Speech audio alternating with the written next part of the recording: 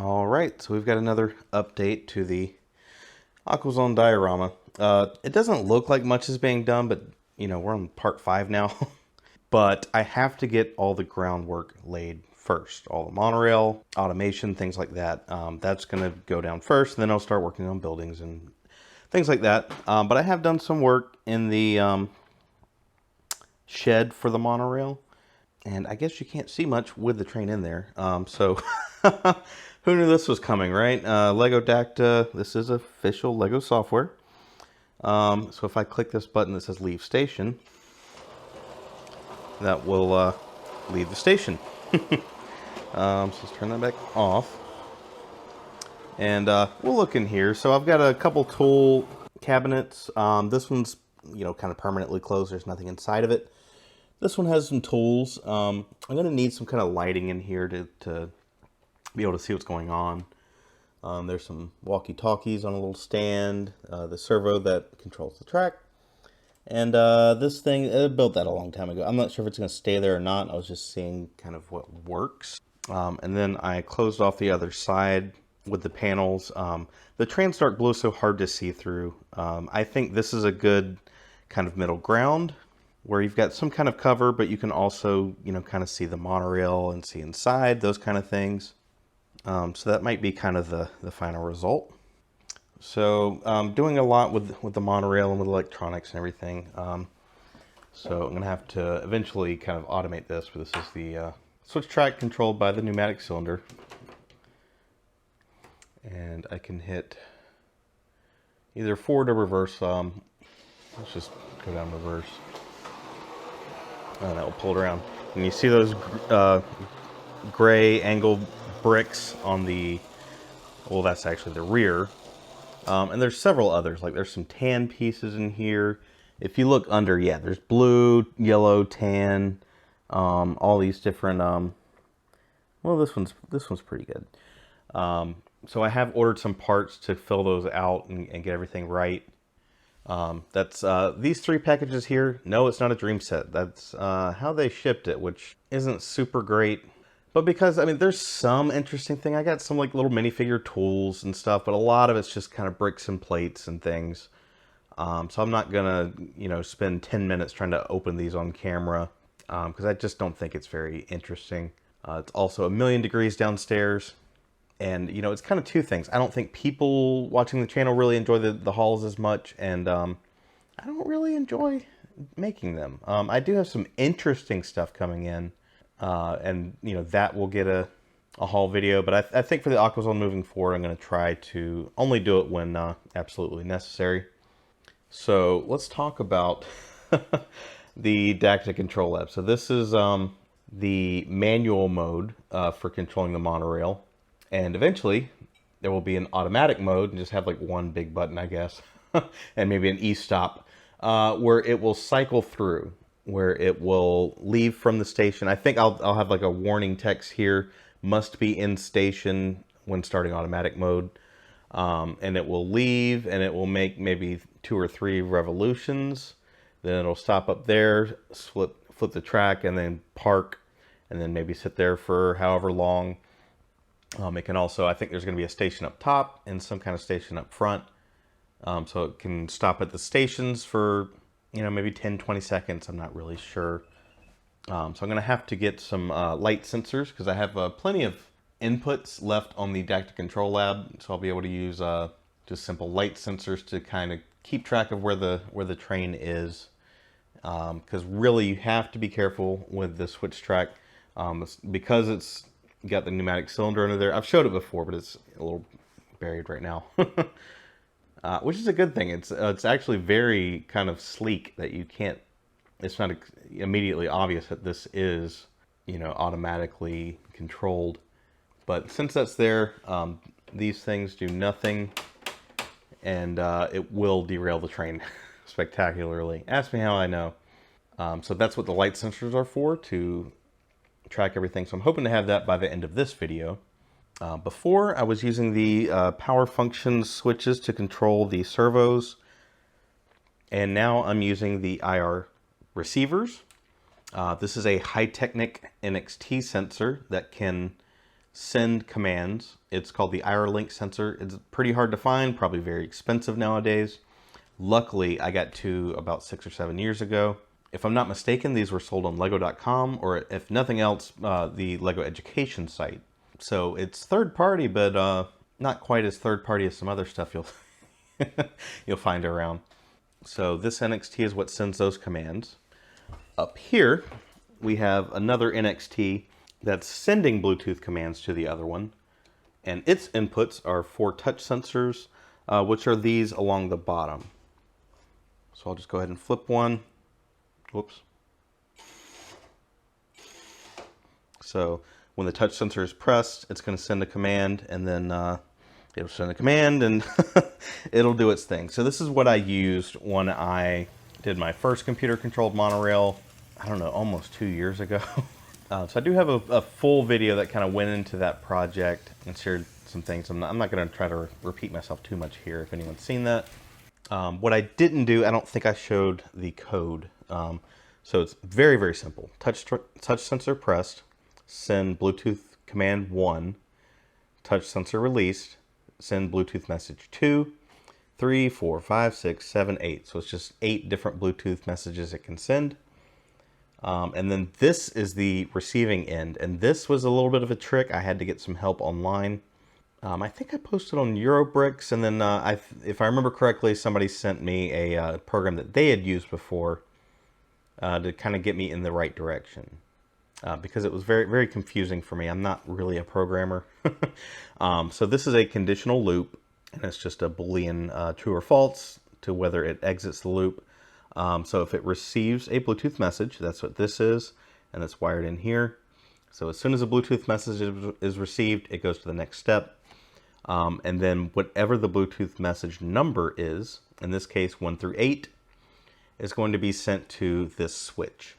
So let's see, let me move my mouse up here. So this is 1, this is 2, this is 3, and you won't notice a change, but in each of these, this is the block that's going to differ. That's for the IR link sensor. So you have your 4 IR channels here that you would use a selector switch on the IR receivers for output A and B. And then power, it's either going to be 7, 0, or -7 because I'm just using third-party sensors, and I only need those 3 positions. So that's all those are ever going to be. Just in some troubleshooting, I had some weird issues the other night, and I kept adding more delays. So I added this delay after the command is sent, and then I added another delay before it will actually go back and start receiving commands again. I still have some weird issues every now and then where I'll change the direction switch and it'll flip like 3 times. I don't know what that is. I had that issue with my first layout, but it's really not that big of an issue.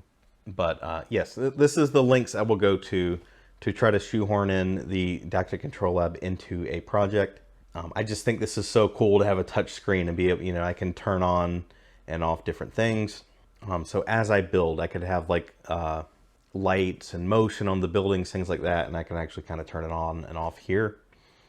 A lot more steps than just using the power function switches or the old 9-volt switches. This is kind of a train control here, switch tracks, lights, and then this controls a fan on the modified 9-volt. Yeah, so that is kind of the theme of the channel. If you're kind of new here and watching the Aquazone stuff, Lego electronics is the overall theme, whether that be trains, RC cars, this kind of stuff, whatever this is. That is the theme. Let's see, is there anything else? I'm kind of debating on the supports, whether I'm going to have the smooth tiles between them like this, or just leave them open with the studs like that. That really doesn't bother me too much. But maybe that looks a little bit better. In the orders over there, I actually bought a bunch of 2x4 and 2x2 yellow tiles, just in case I do that, and obviously I could use them all over the place on this build if I want to. So I'm going to get back to work. I will be right back with whatever updates I have. Like I said, I'm hoping to get the light sensors hooked up and at least get the automatic mode going. I need to put some parts on the monorail and replace the battery in it because it's getting kind of low, or recharge the battery rather. So we'll see you on the other side. I have altered the deal. Pray I do not alter it further. So all that's going bye-bye. It's just too complex. Just adds too many layers. I had a breakthrough, and I made this cable. This is power functions on one end, and the inner two wires go to one connector, and the outer two go to another. I have videos that talk about more about the wiring of these. I can link one in the description. So what I've done is the inner two wires like that go to the 3 outputs on the RCX, and then down here, these are all the outer pair of wires, and that goes to a 2x8 electric plate. You can probably see it from the side maybe. So those all get powered from a 9-volt regulator. So they are constantly powered, but the control wires go to the RCX. What that results in is being able to just use the remote and be able to control each one, which also means the RCX can control it on its own. This takes out so much complexity, it's just ridiculous. So I can control the one up there. I can go in either direction with it manually. So this is my new manual control. And then once I have a program written to automate it, or up to 5 programs with different automations, I can start and stop them from here. And when I stop, I can just kind of manually control them.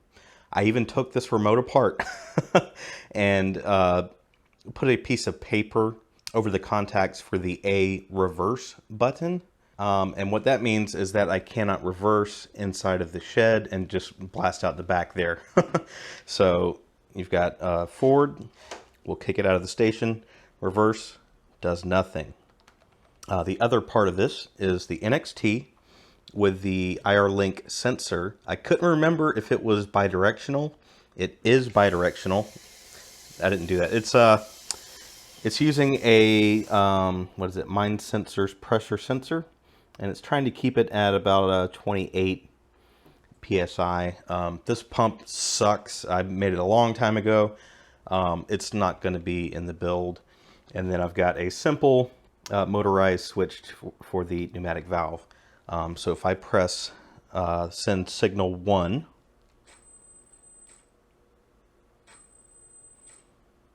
sometimes it just wants to go in the same direction over and over. I got to look into the program. Are you really going to do this to me? Okay. So I've got to sort that out with the programming. And then the pump will run again until it reaches 28 psi. So that flips the switch, and it works pretty good. It needs a little work. I think it needs to be higher pressure. I need a higher volume pump.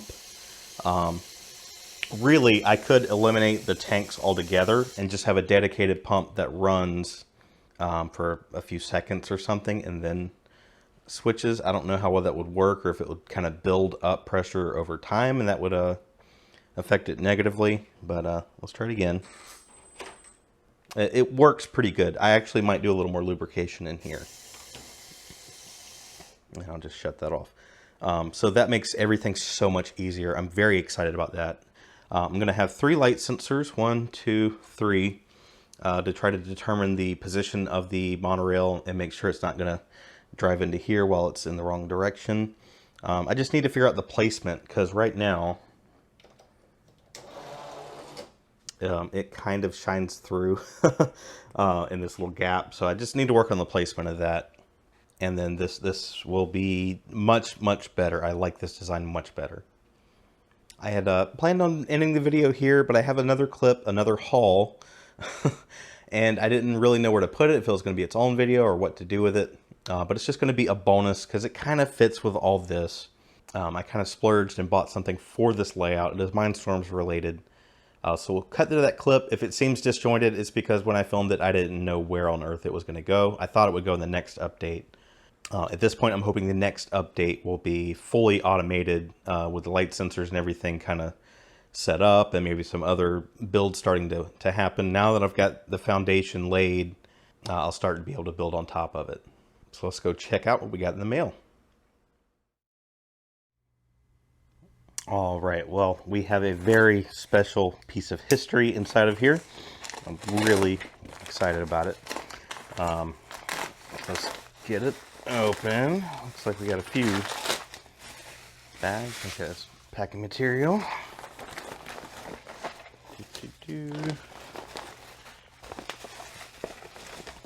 Okay.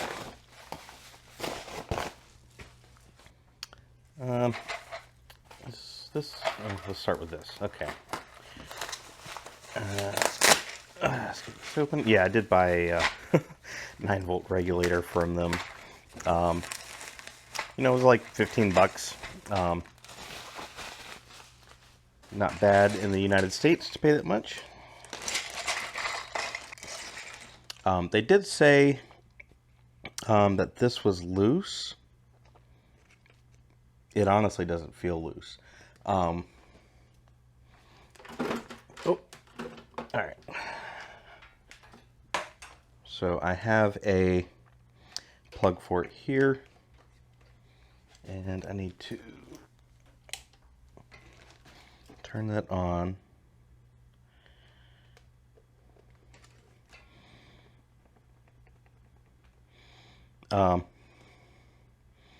That seems fine. I think what happened is they probably tested this with a the inner diameter here can either be 2.1 or 2.5. So 2.5 would be far too big, and you would have to kind of wiggle it around to get it to light up consistently. These can get loose, but really the way these are made and it's kind of molded around in the plastic and everything, it'd be pretty rough to screw that one up. It's usually a combination of this jack having a cold solder joint and a lot of abuse. You know, laptops get that kind of abuse. So yeah, perfectly working good unit, I assume. There's not much that can go wrong with them though. They had a door piece. They had a... Is it just the one of these? I want to get a bunch more of these discs, although this one looks... Oh, I think they actually did say this in the description of it, that it was warped. I'll either try to bend it back or use it in a specific spot where it's not going to be a big deal. Just tiles and whatnot. Really, I was just kind of filling out this order because I bought this. Oh.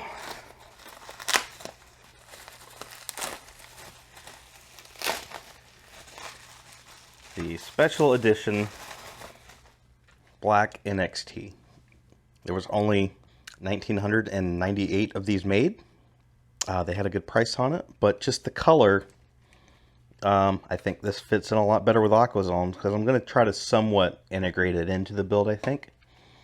So let's test it and make sure it works, and check out the battery compartment, which is squeaky clean, no problems there. Boo-doo-doo-doo-doo. Very cool. It even still has a name on it, has some files on there or anything. Now, one thing I want to do is I've been doing some experimentation. This one is actually a swapped unit. I swapped the screen and motherboard. I have these two here. One I think doesn't work at all, and one has a bad screen. So we can test that real quick.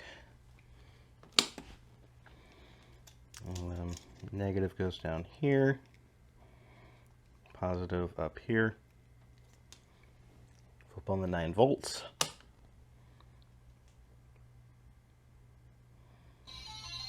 Okay, so yeah, we got audio, not getting any video. So it tends to be the units like this where the screen actually has a plug here and comes out. That's generally the ones you're going to have issues with. Yeah. Oh, focus. Come on. Yeah, 2006. I don't know if you can read that or not. I think this one is too. 2006. So I guess this is like the initial run. But I'm curious. I'm going to go ahead and check the date on this guy. Or I might not be able to see the date. We'll see. I'm pretty sure this is going to have a soldered ribbon connector to the screen, and it won't have that little plug. And if that's the case, it should have the date on the top of the board.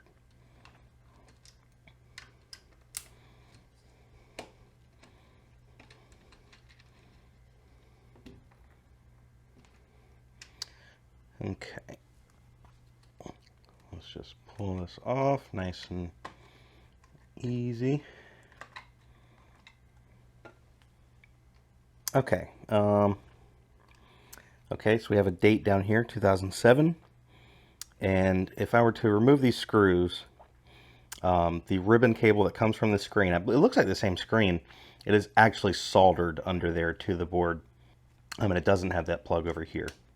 And the capacitors are different. There's a few things that are different, but I have seen that the shells and battery compartments and everything seem to be identical. I might, if I find out anything interesting beyond that, I might kind of make a video on it. It's very common to find these with severe battery damage, and it's also very common to find them with bad screens. So if you have a bunch of broken ones, you probably can start combining them into working units. Now you will see people on eBay selling, 50 of them, and they're all for parts not working. They've probably already been through and kind of seen if they were repairable. In the worst case, they could have already stripped every part out. They might have already done swaps and put a bad board into one that has a bad battery compartment, and then basically there's just nothing much there that you can salvage. I have seen these get so bad that the plastic is warped. These metal contacts are all warped inside of here. It gets really gnarly. So I will say, generally I do this at the end of the video, but thanks to the channel members. Thanks to everybody who watches the videos, comments, whatever, hit the like button, all that stuff. Because I wouldn't have bought this. I was like debating on it. I was like, that'd be really cool to have one of these. And to be able to integrate it into builds and make things that look nice. But I'm not a very extravagant person. But I just happened to be getting a payout from YouTube, and it was like enough to cover it. So I was like, you know what? Let's do it. A lot of people assume you make like tons and tons of money from YouTube. Even the people that are the big channels, most of their money comes from sponsor spots and all that kind of stuff. Ad revenue really isn't anything special. If you're curious, for me, I could buy a decent Lego set once a month. That's it. In the beginning, some months I didn't even meet the minimum. But lately, yeah, I can buy a decent Lego set. I'm not going out and buying a $400 Lord of the Rings set or something, but it definitely helps. And in this case, it kind of made the decision for me, like, let's go ahead and do this. This is something cool to talk about. It'll be great to integrate this into the build. So I went for it. So again, thanks to everyone for supporting the channel in absolutely any way, because it all kind of helps.